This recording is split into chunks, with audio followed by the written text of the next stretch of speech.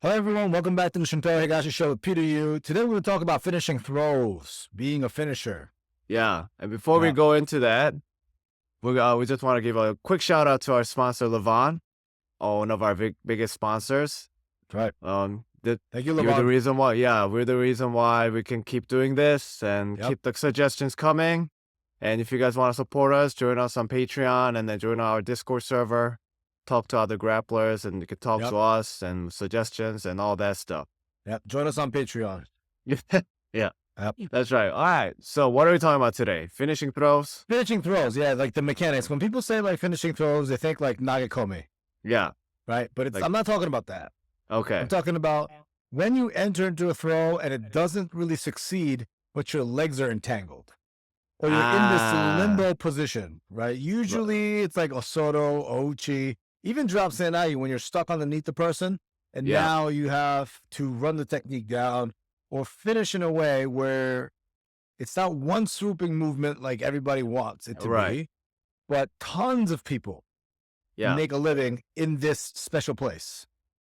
Like, so you've gotten into the position to throw, but it's not like this perfect position yet. So how do we adjust our body to be able to finish it? Kind of like that. Yeah, something like that. Yeah. All right. It's like understanding the mechanics of it. You know, that's what we'll talk about today.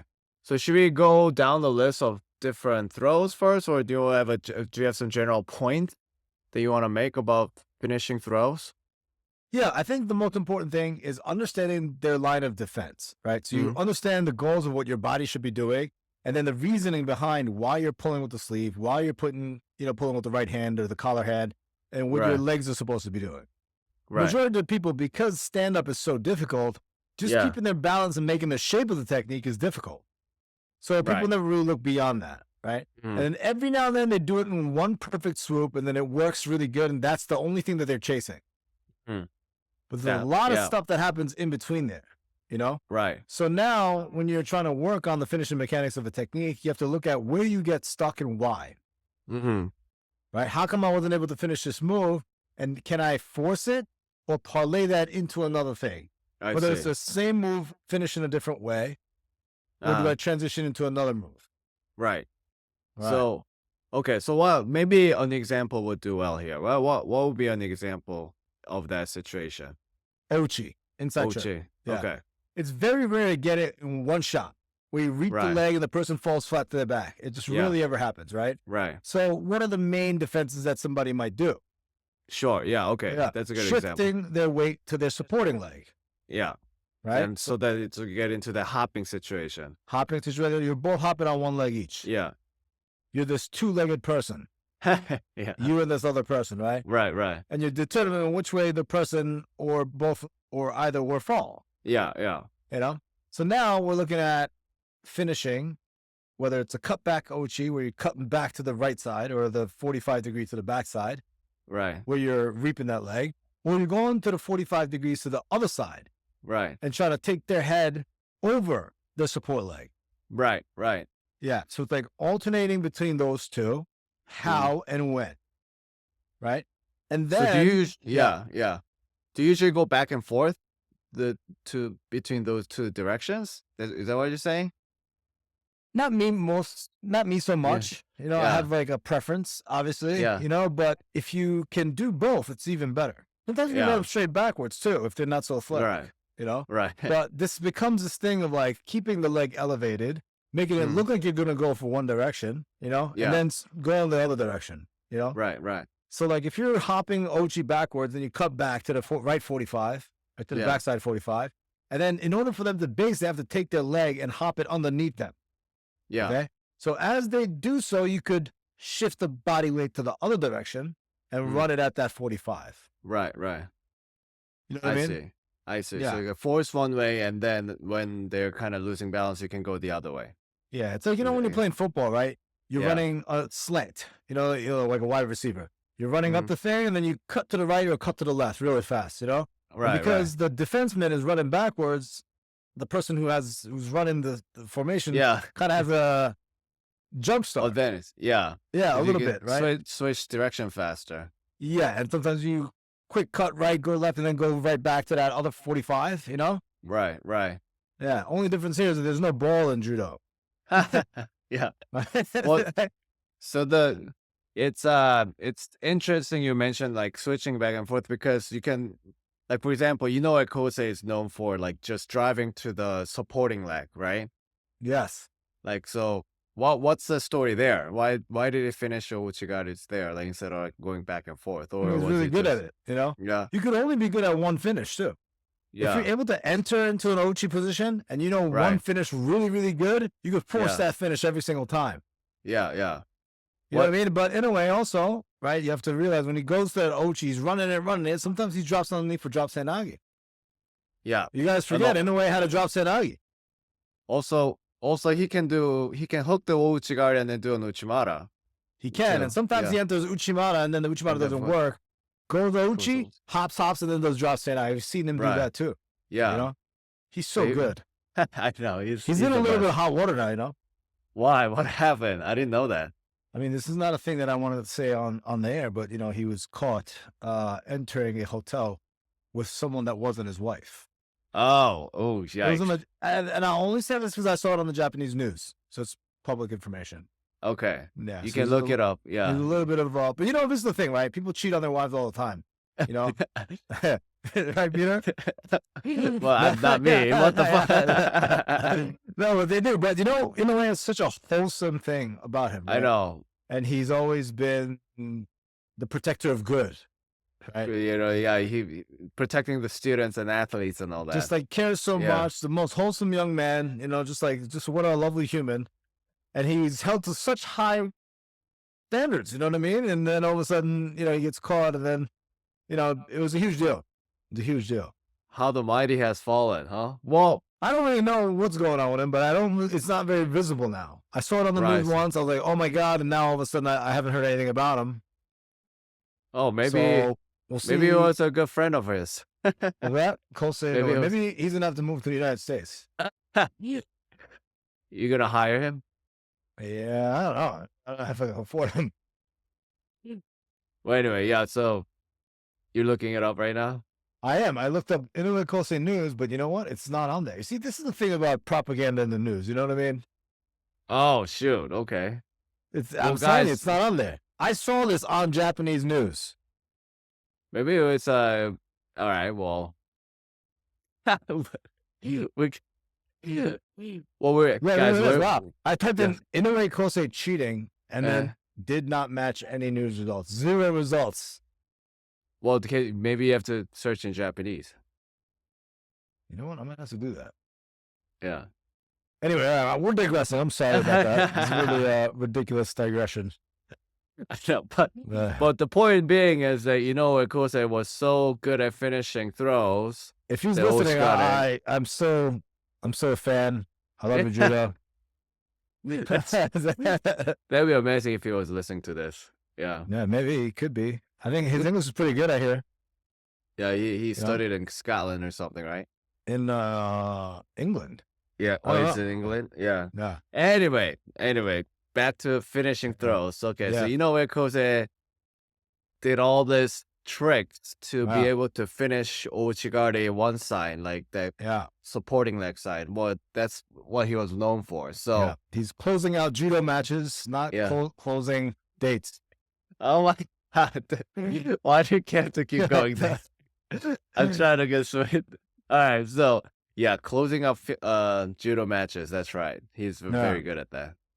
All right, so what's that? Okay, what were we talking about? So your Ouchigari was that? Okay, so you could throw in other throws, like you could threaten the person with other throws, and then maybe that'll make your Ouchigari more like easier to finish. Yeah. So here's the thing, right? You can like focus on gripping and entering Ochi, slipping that leg in without the risk of getting like early stage counter when they can anticipate it, they could foot sweep you or society, right? Yeah. So you get good at that. And that can be a sort of a drill. Right. And then once you get really good at that and then you're really good at finishing, now all the stuff in between that you may usually do in judo in terms of like gaining position and then trying to do this or looking for misdirections and combination, all that stuff goes out the window, right?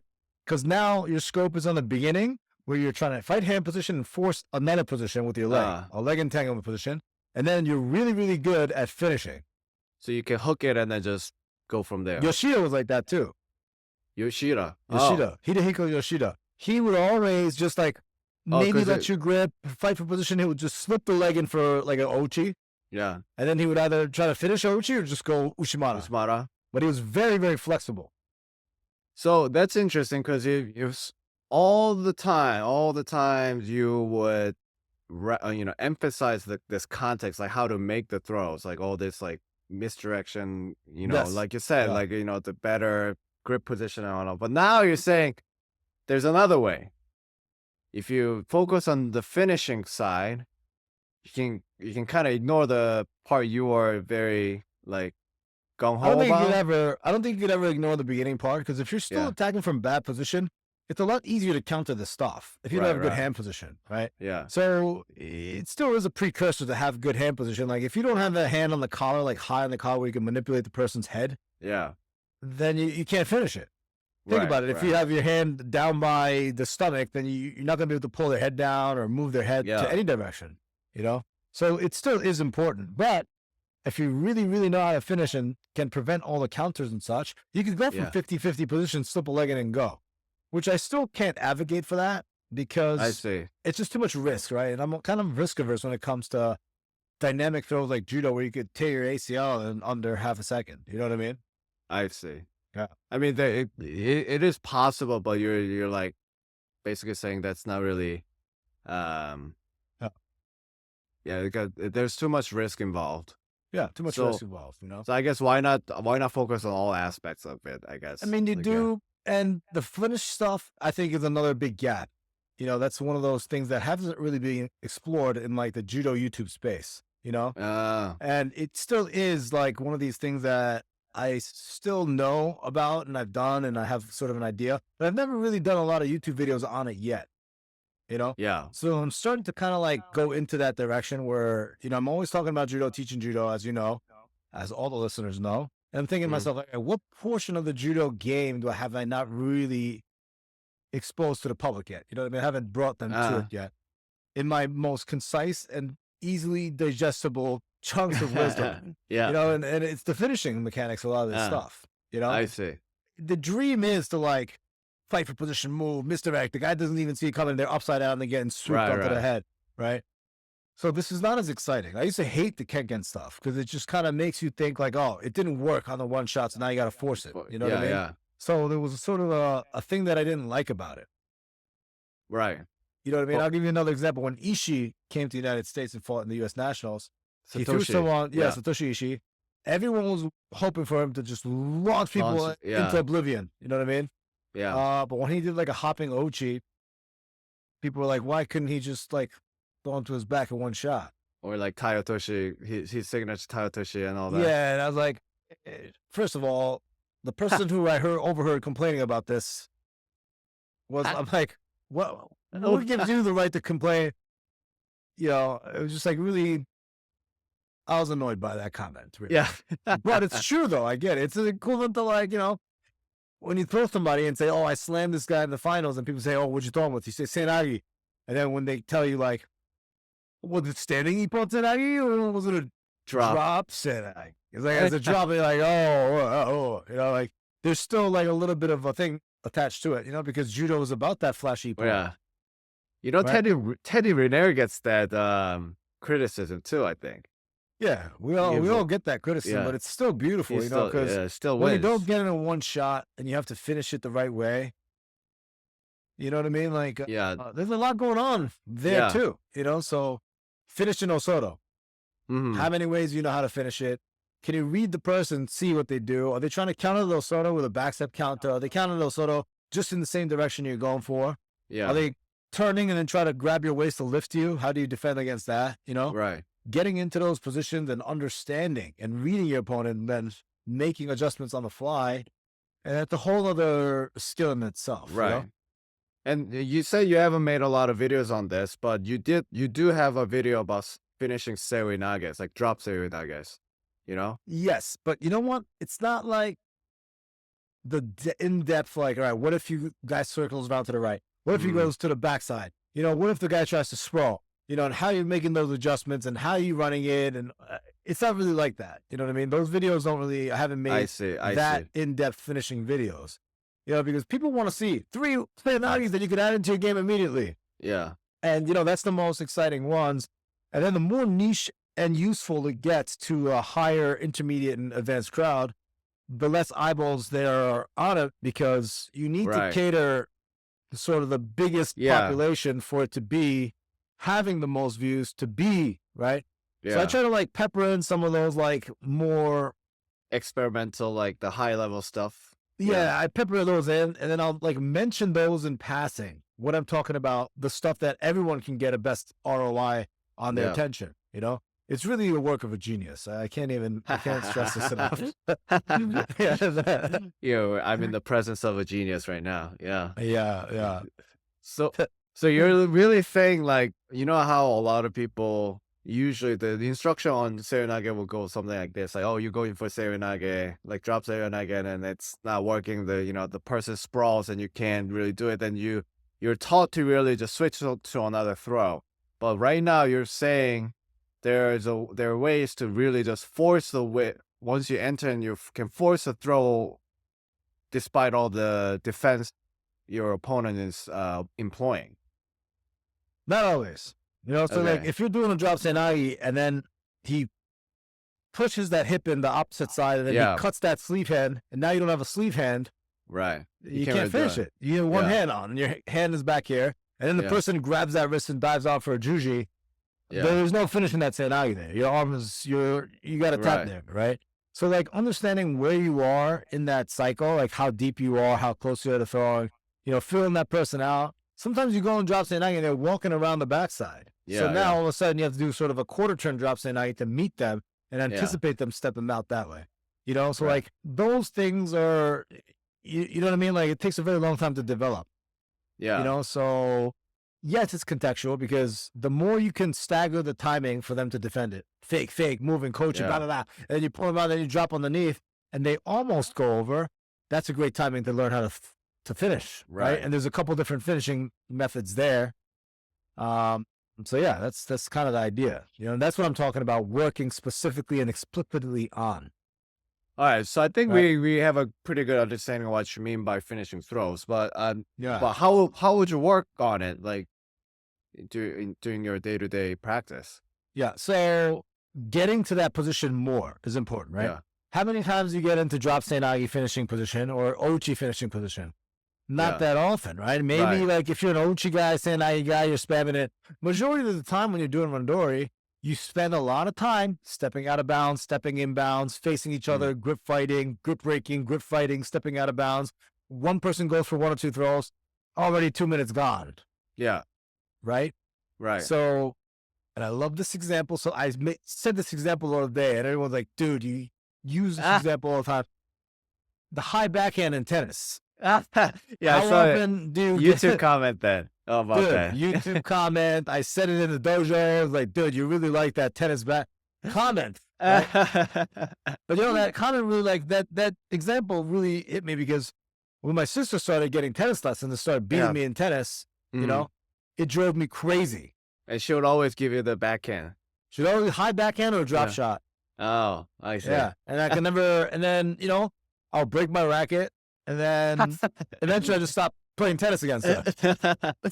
I was a sore loser. Yeah, because I couldn't fathom a world where my sister could beat me in sports, in any sport. Oh my God. And then when she started beating me, I couldn't take it. And and I was a sore loser back then, and I still am actually. But like, the high backhand and the drop shot, how many times will I encounter it? So maybe 1 time or 2 times or 5 times I played with my sister. Yeah. And every time I won't get it, and I'll blow my mind. I'll lose my mind. I'll blow fucking, what I mean? Yeah. So like, as opposed to like, all right, let me just receive the high and then the drop shot, high backhand drop shot. How many of those can I receive in one practice if I deliberately trained it? 1 2-hour session, probably like 100. Yeah.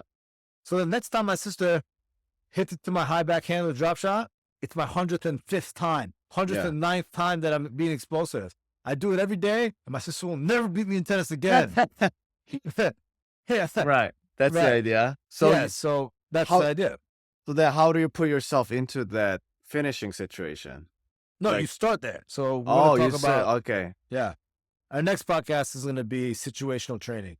situational training. This has been a theme at my dojo for like the last 2 months. I see. Oh, okay. Yeah, I'm getting a yeah. sneak peek of what's going on in KBI. Yeah. So I go inside trip Ochi position, right? And then I'm trying to finish, and then time goes, and the other person, not even time goes. You escape it, and then the other person starts. So now you're used to this. Right. Used to it, right? And then the person receiving it is trying to counter it actively. So you get really, really good at, you start specializing in that position. And anytime you get to force that position in competition, you should have an advantage. Yeah. Because you've seen it more times. Yeah. While those people are circling, going out of bounds. Hey, what are you doing this weekend? Going out of bounds, grip fighting for another 47 seconds. That goes drop Senagi. How much has really occurred in the 4 minutes of Randori? Not that much. It's not efficient, Yeah. And these are the kind of things I'm starting to see in like jiu-jitsu training as well. They do that a lot. I think maybe it's a little easier on the ground to do this on underground. Like being a little bit. Yeah. Yeah. I'll tell you this, man. I had a roll like the other day, like, shake hands, guy pulls guard, put me in spider lasso, like we're stuck there. You know what I mean? Like someone almost lands on us. We start over on our feet. Same thing. Guy pulls guard, spider lasso. I'm trying to fight out of it. And it's like, you know what I mean? I break out of it. Yeah. We go to half guard and he like locks down and like I'm trying to like leg extraction and then the round's over. Yeah, you didn't get to do much, I guess. No. Yeah. Yeah. And then this guy Marcus teaches over there. He's amazing. And he's like, you know what? Not efficient. We're gonna just do this position. We're just gonna start in headquarters, pass, you reset into that. Yeah. Okay, we're gonna do this. We're gonna do Del Hiva. We're gonna go fold and pass, and then you start there. Right. So now all of a sudden you're not wasting time. So you have different starting points. Right. I see. You know what I mean? And this is situational training when we'll dedicate another episode on this. Yeah. We'll talk a little bit more about this, and then like starting in bad positions, winning positions, Georgian A, Georgian B, games that you can play to improve your judo immediately, because everyone's talking about games right now in martial arts and like having objectives and this and that to make your training more efficient. But no one's really talking about exactly the specifics of how, Right. So we're going to talk a little bit more about that. All right. Starting in the Ochi position, starting in the Osoto position, even just like kind of going 30% without finishing, just feeling it out. Yeah. So you get into the habit of like, what is this guy trying to do here? Even like Nagakomi, instead of just taking him and just dumping him with an Ogoshi that you could do that for Nagakomi, you get no ROI on that anymore. Everyone knows you can make the shape of a hip throw. Yeah. On a person standing right side versus left side, you already have the grip. You throw your hips across and take him over. That is the most useless exercise. That's the biggest waste of time. Especially once you know how to do it. Yeah. It's like, why are you doing that is my question to some of these black belts. Right? But if you go Ogoshi there and the guy hip checks and you cut back Ochi right there, that's a worthy thing to drill. Even like, all right, we're going to start 3 feet away from or 4 feet away from the mat, open the leg Ochi, drive, cut back, crossbody, blah, blah, blah, blah, and then switch to Osoto. Like, that's a good Nagakomi drill. It's very specific to finishing mechanics. You're taking into account the guy's reactions. You're developing a sensitivity to what they're going to do and then countering that on the fly. You see what I mean? Yeah.